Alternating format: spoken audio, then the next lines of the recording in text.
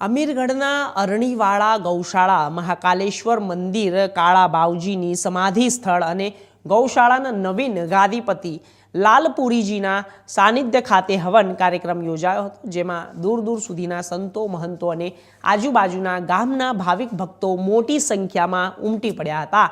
અને સંતો મહંતો ભાવિકો કાળા બાવજીના સમાધિના દર્શન કરી મહાપ્રસાદ લઈ ધન્યતા અનુભવી। અમીરગઢ તાલુકો એક તપોભૂમિ કહેવામાં આવે છે, ત્યારે અમીરગઢ તાલુકામાં કેટલા સંતો મહંતો બની ગયા, ત્યારે અમીરગઢ તાલુકાના અરણીવાળા ગૌશાળા અને મહાકાલેશ્વરમાં મંદિરના ગાદીપતિ સ્વર્ગીય કાળા બાવજીના જીવનકાળ દરમિયાન અમીરગઢ તાલુકાના અનેક ગામોમાં નવીન મંદિર નિર્માણ કરી હવન કાર્યક્રમો કરવામાં આવ્યા હતા। ત્યારે અમીરગઢના અનેક ગામોમાં હવન કાર્યક્રમો કરવામાં આવતા જ્યારે કાળા બાવજી લોકપ્રિય બન્યા હતા, ત્યારે અમીરગઢના અરણીવાળા ગૌશાળા ખાતે કેટલાક હવન કાર્યક્રમો યોજાઈ ગયા અને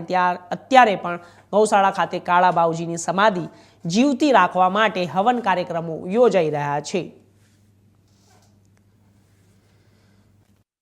અરણીવાળા ગૌશાળા મહાકાલેશ્વર મંદિરના સાનિધ્યમાં બ્રહ્મલીન 1008 કાળા બાવજી શંકરપુરી મહારાજ જે એમની દ્વિતીય વાર્ષિક તુલસી ભંડારાનું આયોજન રાખવામાં આવ્યું હતું। સાધુ સંતો મંતો ખૂબ જ મોટી સંખ્યામાં અહીંયા હાજરી રહ્યા હતા, તેમજ આજુબાજુ ગામડાઓના લોકો પણ ખૂબ જ હાજર રહી અને ભવ્ય લોકમેળાનું આયોજન જે રાખવામાં આવ્યું હતું એમાં બાપુના દર્શન કરી સંતો મંતો દ્વારા વિધિ વિધાનસર જે પૂજા અર્ચના કરવામાં આવી હતી તેમજ પ્રસાદનો લાભ લઈ અને ધન્યતા અનુભવી હતી। તેમજ 1008 કાળા બાવજી અમીરગઢ તાલુકાના એક વિશાળ જે લોકપ્રિય હતા, જેથી એમના લીધે ખૂબ જ આજુબાજુના વિસ્તારમાં મોટા ભંડારા થઈ રહ્યા હતા અને આજે પણ પબ્લિકની એવી ચાહના છે કે